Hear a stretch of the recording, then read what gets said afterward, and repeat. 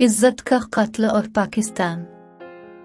एक गांव में डाकू दाखिल हुए और वहां की तमाम औरतों की इस्मत दूरी कर दी, मगर एक खातून ऐसी थी, जब इसके घर में डाकू दाखिल हुआ तो उसने इस डाकू को कत्ल कर दिया और सर काट दिया।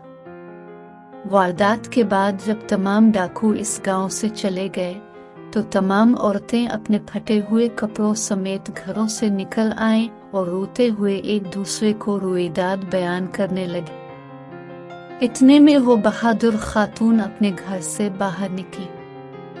औरतों ने देखा कि इसके घर में दाखिल होने वाले डाकू का सर उसने हाथों में उठा रखा है और निहायत गैरत और खुददारी के साथ वो उनकी तरफ आने लगी। इस खातून ने बुलंद आवाज से कहा कि क्या तुमने सोच लिया था कि वो मुझे मारे बगैर मेरी इज्जत तार तार कर सकता था?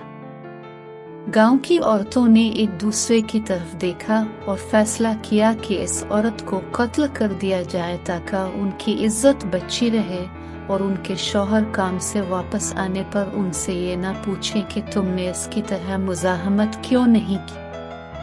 फिर उन्होंने इस बहादुर खातून पर हमला करके उसे कत्ल कर दिया। उन्होंने जिल्लत को जिंदा रखने के लिए इज्जत का कत्ल कर दिया।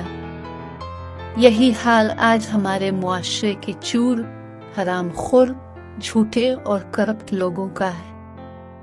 वो हर इज्जतदार, खुददार शख्स को मारते हैं, गरीब और सफेद पोश को हकीर जानते हैं और इस्तेहसाल करते हैं ताकि वो उनकी करप्शन, झूठ, चोरी और हराम खोरी के खिलाफ बात ना कर सकी।